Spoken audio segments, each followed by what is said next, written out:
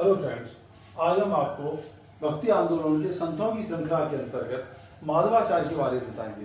देखिए, संत माधवाचार्य थे, उनका जन्म दक्षिण भारत में उडुपी में कर्नाटक में 1199 में हुआ था और इन्हें आनंद तीर्थ और पूर्ण प्रज्ञ के नाम से भी जाना जाता है। आपने 25 वर्ष की आयु में संन्यास ग्रहण कर लिया है और इन्होंने शंकराचार्य के अद्वैतवाद और रामानुजाचार्य के विशिष्टाद्वैतवाद दोनों ही मतों का खंडन किया है और इन्होंने वास्तव में द्वैतवाद का, इन्होंने जो मत का प्रचार किया वो द्वैतवाद के नाम से जाना जाता है। इन्होंने द्वैतवाद के मत का प्रचार किया। द्वैतवाद का मत क्या है? सही मायने में आत्मा और परमात्मा दोनों को इन्होंने पृथक पृथक माना है। आत्मा और परमात्मा दोनों पृथक हैं। जगत और जीव नारायण से पूर्णतः पृथक है। तो इस धारणा को द्वैतवाद के नाम से जाना जाता है कि इन्होंने द्वैतवाद का प्रचार किया है। वेदांत के निर्गुण ब्रह्म के स्थान पर इन्होंने विष्णु के रूप में ब्रह्म को सगुण माना है और विष्णु की प्रतिष्ठा की है। निर्गुण ब्रह्म के स्थान पर इन्होंने विष्णु की प्रतिष्ठा की है, अर्थात विष्णु जो सगुण ब्रह्म है और उनकी प्रतिष्ठा इन्होंने की है, उनको मान्यता प्रदान की है।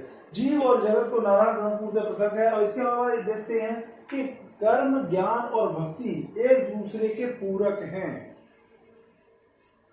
भक्ति मोक्ष और ईश्वर की प्राप्ति का सहज मार्ग इन्होंने बताया है। और हम देखते हैं चरित्र की शुद्धता, अहिंसा, सत्य, संतोष, सादगी, ज्ञान, अपरिग्रह और ईश्वर भक्ति पर विशेष बल इन्होंने दिया है, विशेष जोर दिया है।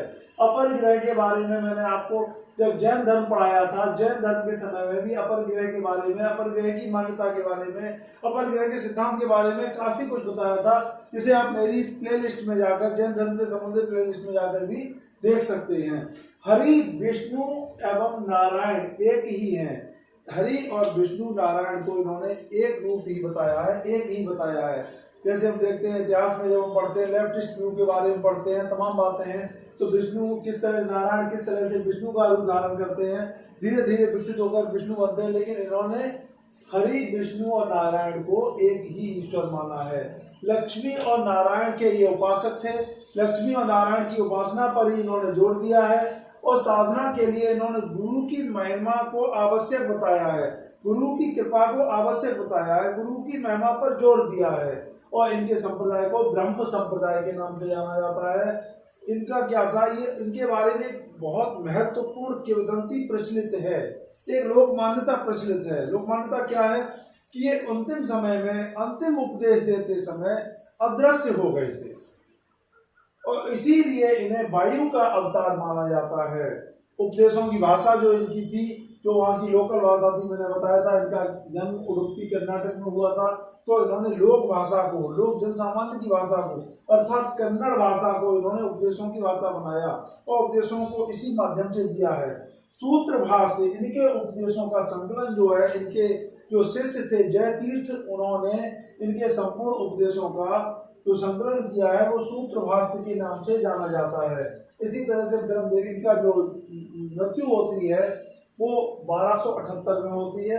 हम देखते हैं कि नेक्स्ट वीडियो में इसी तरह देखिए, जो अद्वैतवाद और विशिष्टाद्वैतवाद का इन्होंने खंडन करके जो अद्वैतवाद दिया है, सनातन धर्म में हम देखते हैं द्वैतवाद का काफी ज्यादा मान्यता है। द्वैतवाद को बहुत बहुत अधिक लोग मानते हैं।